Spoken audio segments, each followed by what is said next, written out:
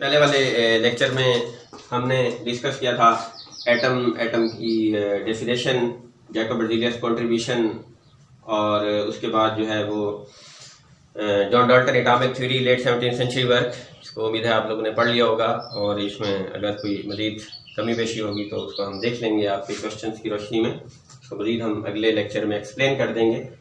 अब इसमें उसके बाद जो है वो आप लोगों ने दूसरे लेक्चर में एविडेंस ऑफ एटम के बारे में पढ़ा, और एटम के एविडेंस के साथ साथ फिर उसके बाद आपने तीसरे लेक्चर में मॉलिक्यूल और आयंस के बारे में पढ़ा।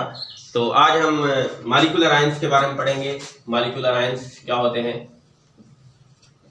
और ये कैसे बनते हैं, ये शॉर्ट क्वेश्चन है। Define molecular ions, how are they formed. Molecular ions की तारीफ करें, कैसे बनते हैं।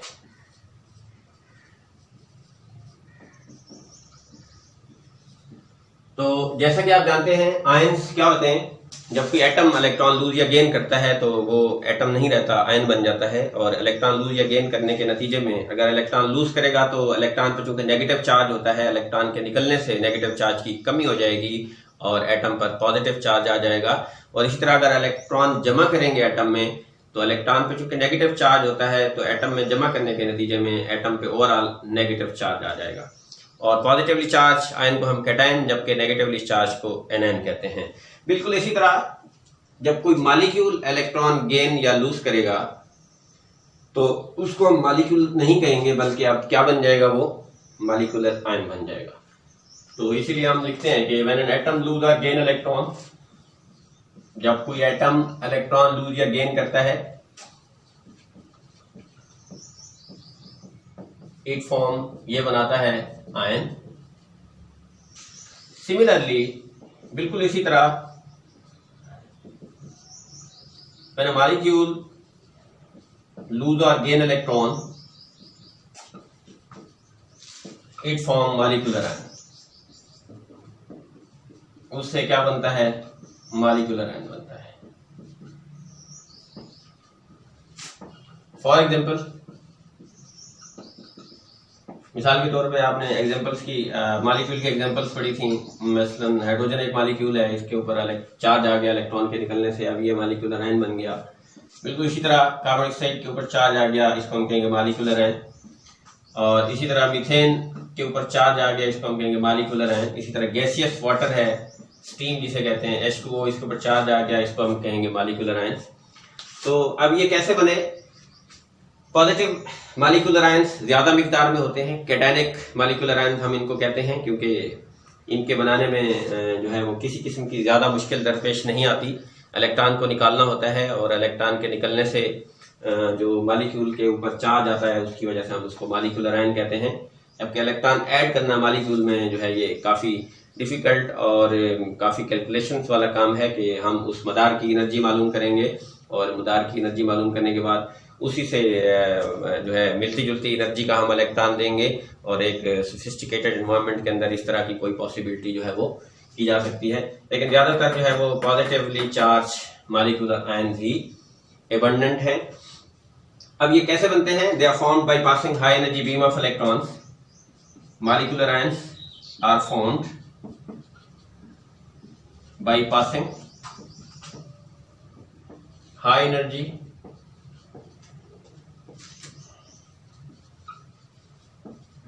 Beam of electron.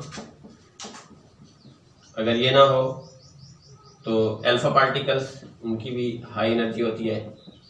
अगर अल्फा पार्टिकल्स ना हो तो एक्सरे भी हम इस्तेमाल कर सकते हैं, because they are also very high energy waves. तो in this way molecular ions can be formed. तो ये शॉर्ट क्वेश्चन है छोटा सा, इसमें आप डेफिनेशन, एग्जांपल्स और उसके बनने की जो वजह है वो बयान कर देंगे, तो आप मॉलिक्यूलर आयंस के बारे में कंप्लीट बात हो जाएगी। फिर इसके बाद जो है मॉलिक्यूलर आयंस के बाद यूनिट्स हैं, रिलेटिव एटॉमिक मास और एटॉमिक मास यूनिट क्या होता है, रिलेटिव एटॉमिक मास किसे कहते हैं और एटॉमिक मास यूनिट किसे कहते हैं। तो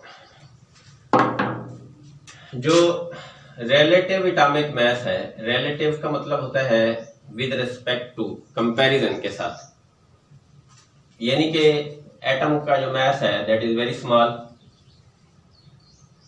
उसको हम किसी भी बैलेंस के जरिए से वजन नहीं कर सकते। We don't have any balance to weigh an atom because the mass of atoms are very very small. हमारे पास कोई ऐसा बैलेंस नहीं है, कोई ऐसा तराजू नहीं है जिसके जरिए से हम एटम का वजन कर सकें। इसीलिए हम टर्म रिलेटिव एटॉमिक मास इस्तेमाल करते हैं। और रिलेटिव एटॉमिक मास की जो डेफिनेशन है वो ये है कि बेसिकली हम जो है कंपेयर करते हैं एटम्स को, क्योंकि एटम को वजन नहीं कर सकते तो एटम को उसी के जैसे एटमों के साथ हम कंपेयर करते हैं और उस कंपैरिजन को हम रिलेटिव एटॉमिक मास की शक्ल में एक्सप्रेस करते हैं। अब कंपैरिजन के लिए जो है पहले हाइड्रोजन स्केल यूज किया जाता था। हाइड्रोजन स्केल यूज करते वक्त ये तस्वर किया जाता था, या हम कह सकते हैं कि कंपैरिजन में हम ये कहते थे कि कोई भी एटम जो है वो हाइड्रोजन के मुकाबले में 10 गुना भारी है तो इसका मतलब है उसका रिलेटिव एटॉमिक मास 10 होगा। इसी तरह कोई 15 गुना भारी है तो उसका 15 होगा, कोई 11 गुना भारी है तो उसका 11 होगा।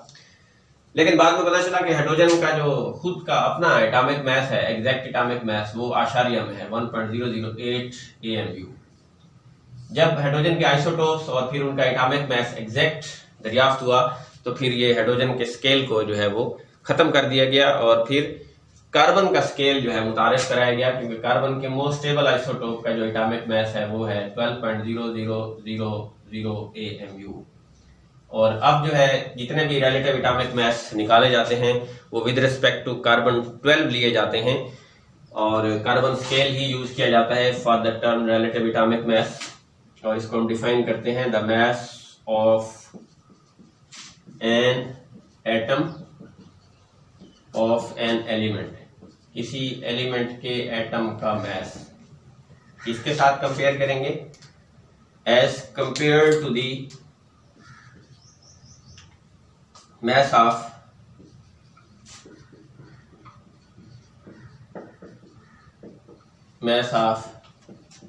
an atom of carbon 12।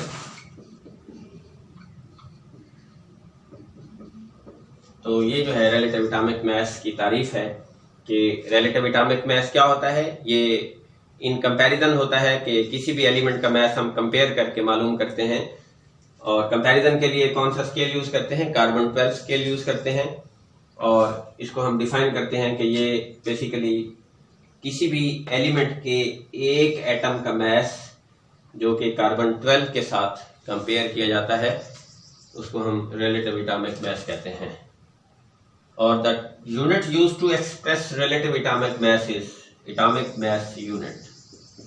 इसमें एक शॉर्ट क्वेश्चन भी बनता है कि why we define relative atomic mass, why we use the term relative atomic mass।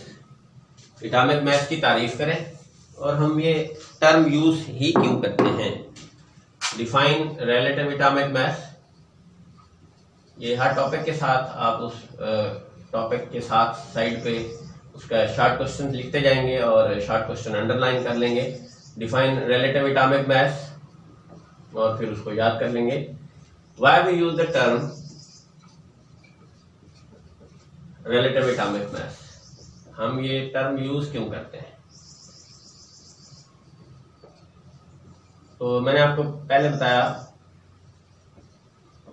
कि हम ये टर्म इसलिए यूज करते हैं क्योंकि एटम का मास इतना स्मॉल है। The mass of atoms are very small, we don't have any balance to be an atom. हमारे पास कोई ऐसा बैलेंस नहीं है जिसके जरिए से हम एटम का वजन कर सकें, इसलिए हम ये टर्म यूज करते हैं। बस सिंपली यही इसका आंसर है। पहले डेफिनेशन लिख देंगे और डेफिनेशन के बाद आप कहेंगे कि because the mass of atoms are very small we don't have any balance to weigh an atom, that's why we use the term relative atomic mass and the unit used to express relative atomic mass is atomic mass unit, that is abbreviated as AMU, that is 1/12 of the mass of one carbon atom, 1/12 of the mass of one carbon atom। एक carbon atom के मास का 1/12वां हिस्सा, 1/12 of the mass of one carbon atom is called 1 AMU। और ये किसके बराबर आता है? ये बराबर आता है 1.661 इंटू 10⁻⁻27 किलोग्राम। कैसे निकालते हैं? कार्बन के एक एटम का मास निकालते हैं मिसाल के तौर पे हम आगे पढ़ेंगे मोल और एवोगाड्रो नंबर, तो ये बेसिकली उसके साथ रिलेटेड है। मे भी आपको इस स्टेज पे क्योंकि मोल और एवोगाड्रो का कॉन्सेप्ट नहीं है तो ये बात समझना है या मुश्किल मालूम हो। एक मोल जो होता है उसके अंदर एटम्स की तादाद 6.02 10⁻23 होती है।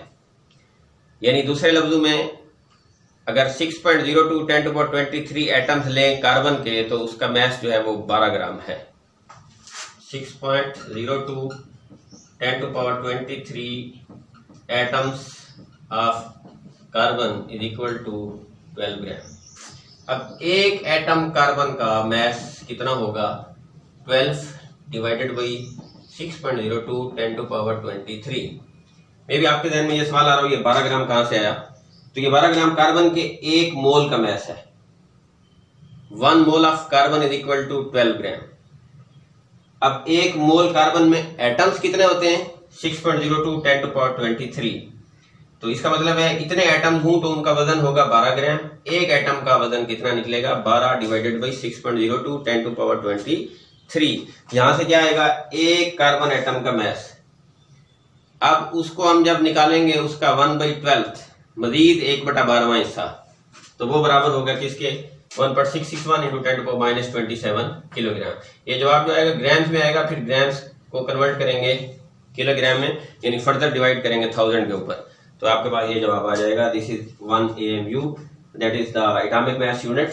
और मुख्तलिफ एलिमेंट्स के जो मासेस हैं या रिलेटिव एटॉमिक मासेस हैं वो हम एक्सप्रेस करते हैं एटॉमिक मास यूनिट की शक्ल में। हम इसमें आप देखेंगे टेक्स्ट बुक के अंदर एक टेबल बनी हुई है, उस टेबल में जो है हाइड्रोजन, ऑक्सीजन, क्लोरीन, उनके एटॉमिक मासेस दिए गए हैं। उसमें चंद एक एग्जांपल्स आप याद कर लेंगे। मिसाल के तौर पे हाइड्रोजन का एटॉमिक मास है 1.008 AMU। इसी तरह से ऑक्सीजन का है 15.9996 AMU। तो ये एग्जांपल्स आप दे देंगे कि एटॉमिक मास यूनिट जो है ये किस तरह से हम इस्तेमाल करते हैं। तो इसमें हमने पढ़ा रिलेटिव एटॉमिक मास और atomic mass unit. Short questions में आ सकते हैं, MCQs भी इसकी कैलकुलेशन में मुख्तलिफ बन सकते हैं। तो शॉर्ट क्वेश्चन एक ये है, define relative atomic mass, why we use the term relative atomic mass. और इसी तरह आ सकता है डिफाइन एटॉमिक मास यूनिट, और इसके एग्जांपल्स हैं साथ। और फिर इसके बाद जो है मॉलिक्यूलर आयंस और रिलेटिव एटॉमिक मास यूनिट के बाद जो है हम पढ़ेंगे आइसोटोप्स। और आइसोटोप्स जो है बेसिकली आप यहाँ देखें जो एटॉमिक मासेस हैं वो फ्रैक्शन में हैं, तो इस फ्रैक्शन की जो है वजह क्या है वो हम आइसोटोप के टॉपिक में इसको मजीद एक्सप्लेन करेंगे या समझेंगे कि ये बेसिकली एटॉमिक मासेस फ्रैक्शन में यानी आशारिया में क्यों आते हैं। Thank you very much.